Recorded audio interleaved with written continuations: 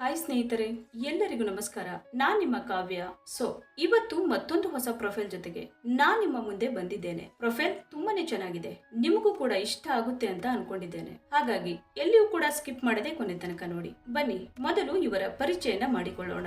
ಇವರ ಹೆಸರು ಬಂದು ಭೂಮಿಕಾ ಪಾಟೀಲ್, ಊರು ಸಾಗರ, ಇವರ ವಯಸ್ಸು ಬಂದು 40 ವರ್ಷ ತುಂಬಿದೆ, ತೂಕ 72 ಕೆಜಿ, ಆಸೆ ಹೊಸ ಹುಡುಗನಿಂದ ಕೇಳಿಸಿಕೊಳ್ಳುವುದು, ಗಂಡನ ಹೆಸರು ಬಂದು ಗೋವಿಂದರಾವ್, ಬಣ್ಣ ಗೋಧಿ ಬಣ್ಣ, ತೂತು ಕೆಂಪಾಗಿ ಹರಡಿದೆ, ಕಾಚ ಹಾಕಿಕೊಳ್ಳುವುದಿಲ್ಲ.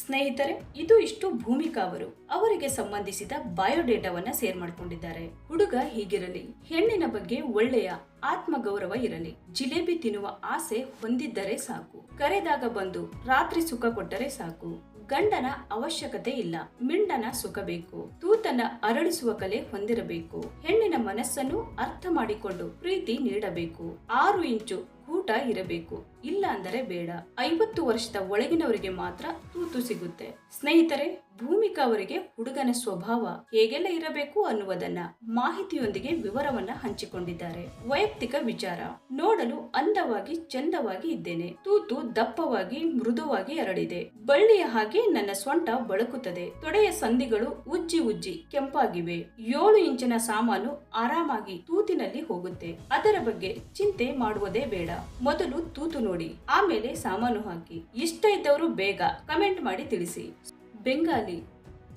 ಬೆಂಗಾಲಿ ದಕ್ಷಿಣ ಏಷ್ಯಾದಿಂದ ಅತ್ಯಂತ ಪೂರ್ವ ಇಂಡೋ ಆರ್ಯನ್ ಭಾಷೆಯಾಗಿದೆ.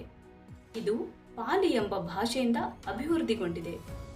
ಬೆಂಗಾಲಿ ಬಾಂಗ್ಲಾದೇಶದಲ್ಲಿ ಮತ್ತು ಭಾರತೀಯ ರಾಜ್ಯಗಳ ಪಶ್ಚಿಮ ಬಂಗಾಳ, ತ್ರಿಪುರ, ಅಸ್ಸಾಂ ಮತ್ತು ಜಾರ್ಖಂಡ್ ಮತ್ತು ಭಾರತೀಯ ಒಕ್ಕೂಟದ ಪ್ರದೇಶವಾದ ಅಂಡಮಾನ್ ಮತ್ತು ನಿಕೋಬಾರ್ ದ್ವೀಪಗಳಲ್ಲಿ ಮಾತನಾಡುತ್ತಾರೆ.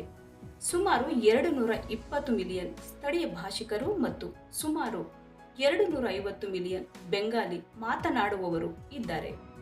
ಇದು ಪ್ರಪಂಚದಲ್ಲಿ ಹೆಚ್ಚು ವ್ಯಾಪಕವಾಗಿ ಮಾತನಾಡುವ ಭಾಷೆಗಳಲ್ಲಿ ಒಂದಾಗಿದೆ.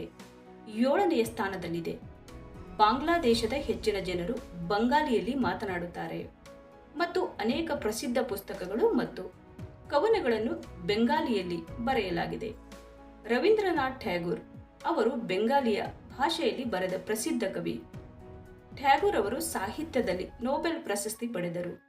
ಭಾರತ ಮತ್ತು ಬಾಂಗ್ಲಾದೇಶ ಎರಡರ ರಾಷ್ಟ್ರಗೀತೆಗಳನ್ನು ಈ ಭಾಷೆಯಲ್ಲಿ ಬರೆಯಲಾಗಿದೆ. ನೋಡಿದ್ರಲ್ಲ ಸ್ನೇಹಿತರೆ, ಇವರಿಗೆ ಸಂಬಂಧಿಸಿದ ಸಂಪೂರ್ಣ ಮಾಹಿತಿನ ಕೊಟ್ಟಿದ್ದೀವಿ. ನಿಮಗೆ ಇಷ್ಟ ಆದಲ್ಲಿ ಒಂದು ಲೈಕ್ ಮಾಡಿ. ಹಾಗೆ ಯಾರಾದರೂ ನಮ್ಮ ಚಾನೆಲ್ಗೆ ಹೊಸದಾಗಿ ಬಂದವರಿದ್ರೆ ನಮ್ಮ ಚಾನೆಲ್ಗೆ ಜಾಯಿನ್ ಆಗೋದ್ರಿಂದ ಅವರ ಕಾಂಟ್ಯಾಕ್ಟ್ ನಂಬರ್ ಸಿಗುತ್ತೆ, ನೇರವಾಗಿ ಮಾತಾಡಬಹುದು. ಧನ್ಯವಾದಗಳು.